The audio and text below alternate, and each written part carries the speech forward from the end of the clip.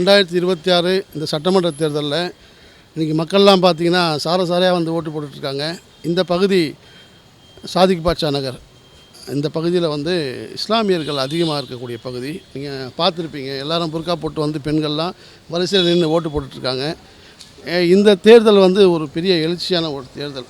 அதாவது தலைவர் சொன்ன மாதிரி டெல்லிக்கும் தமிழ்நாட்டுக்கும் நடக்கிற தேர்தல் நிச்சயமாக சிறுபான்மை மக்கள் எல்லாம் நாங்கள் பாதுகாப்பாக இருக்கணும்னா மீண்டும் தமிழ்நாட்டில் இந்த ஆட்சி தொடரணும், மீண்டும் தமிழகம் வெல்லணும்.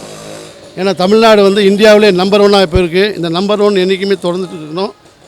தலைவர் அவர்கள் இந்தியாவில் இருக்கக்கூடிய அனைத்து சிறுபான்மை மக்களும் ஒரு பிரதமராக பார்க்குறாங்க.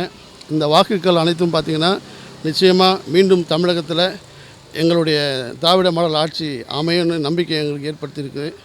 மீண்டும் தமிழ்நாடு வெல்லும். இந்த தேர்தலுடைய ரிசல்ட் வந்தோன்னே உங்களை எல்லாத்தையும் சந்திக்கிறேன். நன்றி, வணக்கம். அஜித்தை வந்து காலைல பேட்டி எடுத்தாங்க, மாற்றம் வருமா அப்படின்னு. எதுக்கு மாற்றம் வரணும், மாற்றம் வேணாம், நம்ம தொடரலாமா?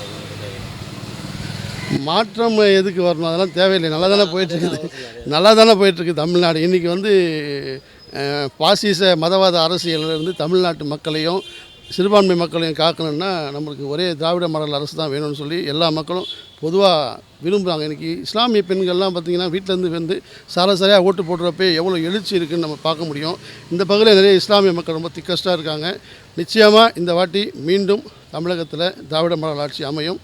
நன்றி, வணக்கம்.